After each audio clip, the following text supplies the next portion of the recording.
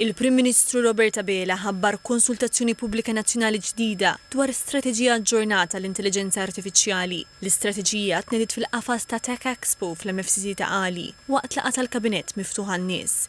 Tinkludi 83 miżura li fost oħrajn għandhom l-għan li jippromovu t-taħriġ fost l-istudenti u l-ħaddiema, l-appoġġ tal-AI fl-arti u l-kultura u żieda fl-ammont ta' data disponibbli li sostni t-teknoloġija tal-AI. Tul il-laqgħa tal-Kabinett intervjenew Matthew Pulicino u Claire Ciancio tkellmu dwar l-użu tal-AI fil-kumpaniji tagħhom. Aħna naħdmu ma' films barranin, films li ħafna minnhom laqas jiġu Malta u naħdmulhom l-effetti. Illum il-ġurnata bit-teknoloġija li qed ikonna l-effetti li nagħmlu jista' jkunu ħafna isbaħ, ħafna iktar malajr u ta' effett ikbar u impatt ikbar fuq il-film. Aħna li nagħmlu qed naqbdu kwalinkwe kamera, tista' tkun kamera antika ħafna li palma tintwera fil-control room jista' tara li jgħid software u jaqliba jifhem il-computer vision x'qed jiġri, x'inhu l-moviment, huwa persuna, huwa rota, huwa mutur, jekk huwa karozza, x'tib ta' karozza, huwa minibus, huwa heavy commercial vehicle, lightweight commercial vehicle, karozza normali tal-passiġġieri u dik l-informazzjoni tintuża biex ikonna pjanar aħjar.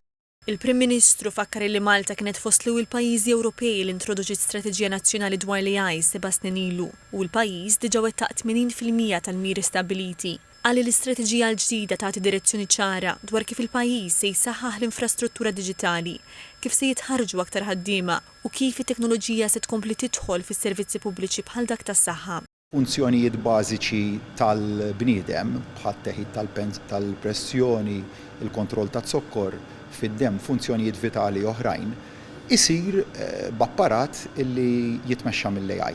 Pereżempju wkoll il-monitoring tal-pazjent jew resident f'dar tal-anzjani jekk għandu waqa'. L-AI permezz ta' kameras li jaħdmu bl-AI qiegħed kostantement jissorvelja l-pazjent. Enfasizza li Malta trid tibqa' fost il-mexxejja Ewropej fil-qasam tal-AI, mhux biss fuq il-karta, iżda fil-prattika ta' kuljum. Semma li skont id-Digital Economy and Society Index, l-użu tal-AI fin-negozji Maltin diġà jaqbis il-medja Ewropea, waqt li l-Fond Monetarju Internazzjonali jindika li Malta tinsab għada favorevoli sabiex tibbenefika b'mod dirett mill-avvanzi globali fl-AI. F'dan il-kuntest, il-Prim Ministru qal li t-teknoloġija u l-AI jagħtu l-opportunità lil Malta sabiex issostni tkabbir ekonomiku b'anqas użu intensiv tal-art u mingħajr il-bżonn ta' ħafna ħaddiema ġodda. Bħalissa aħna għandna realtà f'dan il-pajjiż id-diskussjoni fuq il-ħaddiema barranin u dejjem għedna li bil-Labour Migration Policy dak is-setturi li ma jeħtiġux ħaddiema aktar waqqafna fejn għandek bżonnijiet bħal fil-qasam tal-carers biex jieħdu ħsieb l-anzjani tagħna hemmhekk fil-waqt li daħħalna l-kontrolli għandek il-ħtieġa ta' dawn il-ħaddiema.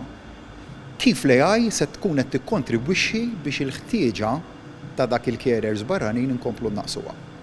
Dan il-proġett meta jimmaterjalizza fi sħiħ qiegħed jara li fil-waqt li bħalissa l-constant watch ifisser carer ma' kull anzjan residenti, ir-ratio jitla' 5:1.